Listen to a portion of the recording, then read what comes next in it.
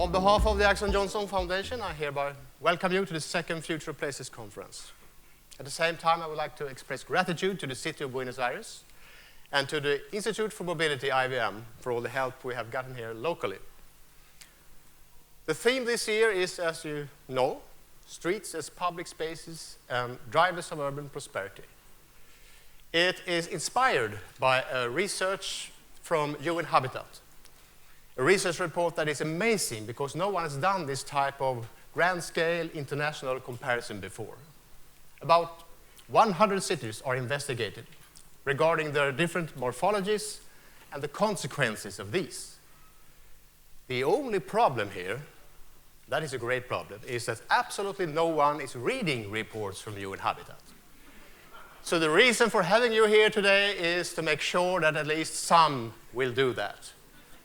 So this is a reading class dressed up as a conference. We have on the memory stick a lot of interesting stuff to read. I'd like to mention the academic papers, 400 pages, amazing pages of academic papers. Another good read is the participation list. You are a truly diverse, international, and knowledgeable group of people here today who obviously share the idea that we in the urban discussion must change the focus from objects to places. And what's more, most of you actually lectures. So we are together a powerful communication hub, actually. We can really change things together. A few of you will give keynote presentations, sharing your perspectives, but let's not forget the speed presentations, the academic sessions and workshops as well. And let's not forget Femioki. We have the best moderator in the world. She can be tough, so keynotes, keep your time schedule. I know that you like to discuss things since last year. We will have a lot of space for discussion. In these sessions, it can be tricky to have an open floor, but we will try. Before I hand over to the next speaker, I would like to share with you some reflections.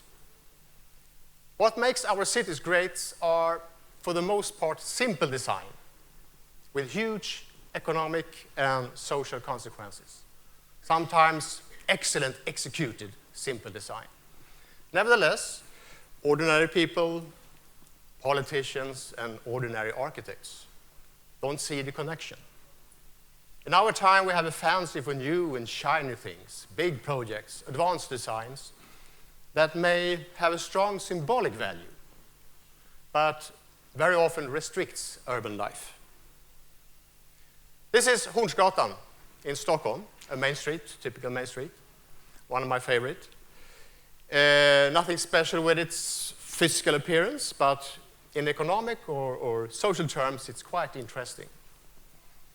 Among all the players here, we have 64 small shops run by the entrepreneurs. And they know each other to a large extent. They know the people who are living in the houses where the premises are located. And there are quite well-known figures in the neighborhood.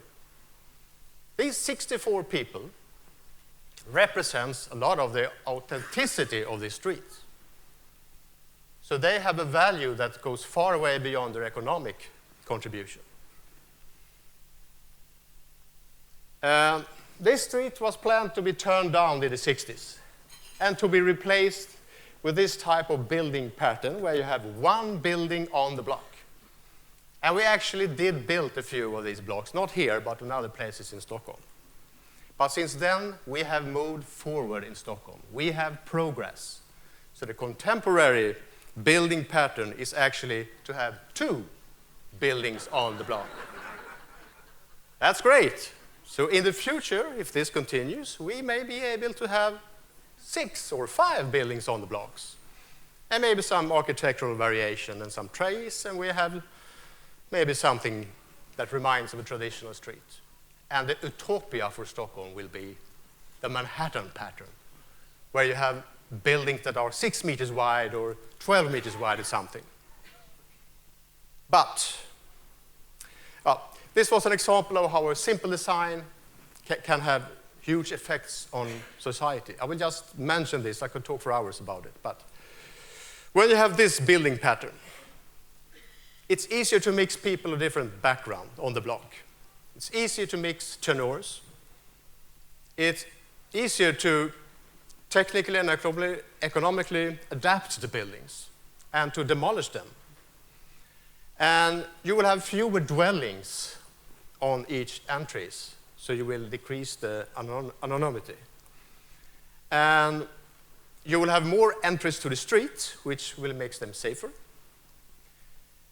And you can have many owners on the block, which creates diversity. And you reduce the economic risk for having a premise at the bottom. And you can have a fantastic variation of architecture, and you'll have a more nice environment for the pedestrians. Anyhow, no politician will go to an election trying to advocate fine-grained plot structure.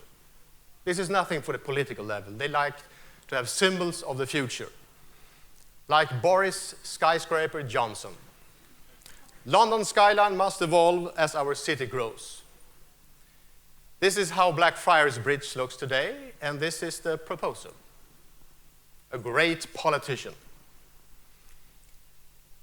But I think that concepts like place and placemaking, they have a chance on the political level because they are positive, human, trendy, and they are nebulous. We have so many different definitions. So politicians can use them all the time without promising anything, which is perfect. They will use them then. And sometimes they will be misused.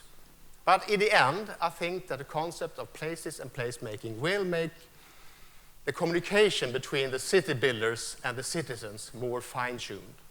And when we focus on small, micro places, we will rediscover the simple truths about great cities. With these words, I open this conference. Welcome.